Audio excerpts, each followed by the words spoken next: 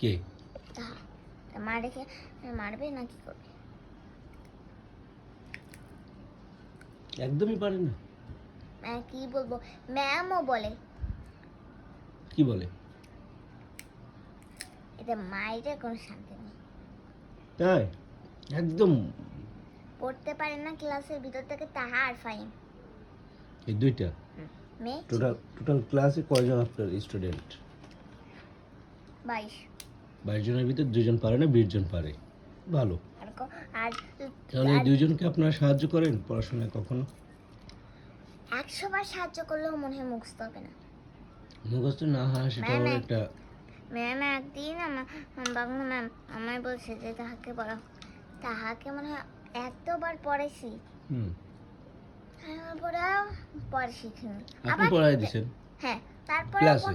হ্যাঁ, ম্যাম বলছে একটা কি রিডিং নাকি। তারপরে ম্যাম বলে যদি স্টুডেন্ট না পড়তে পারে, যদি ভুল চাই তাহলে সে মার খাবে।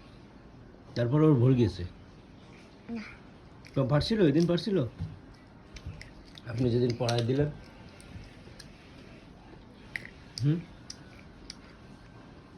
আপনি যেদিন পড়াই দিয়েছিলেন ওই দিন পারছিল?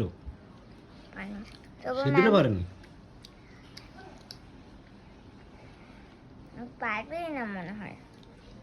যাক, আমরা সবাই দোয়া করি ও যেন পারে। আপনিও দোয়া করেন।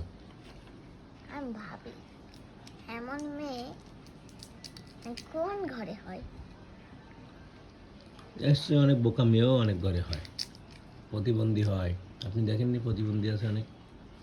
লুলো, খোড়া, ল্যাংড়া, অন্ধ, বয়রা। ও তো সব দিক ঠিক আছে, শুধু পড়ায় একটু দুর্বল। ও চেষ্টা করলে আস্তে আস্তে সবই পারবে, তাই না? ওকে আপনি ক্লাসে একটু সাহায্য করবেন। আপনারই তো ক্লাসমেট, ক্লাস ফ্রেন্ড। মুসলিম মেয়েরা মার খায়, কিন্তু আমি জীবনেও মনে হয় মার খাবো না। ভবিষ্যতের কথা বলা যায় না। এমন ভুল করলেন আপনি মার খেলেন, তখন এখনো খাচ্ছেন না, ঠিক আছে, ভালো পড়াশোনা করতেছেন, বাট আপনি যে কখনো খাবেন না এই কথা বলা ঠিক নয়। তাইও হতে পারে, মাঝে মাঝে তো খাই।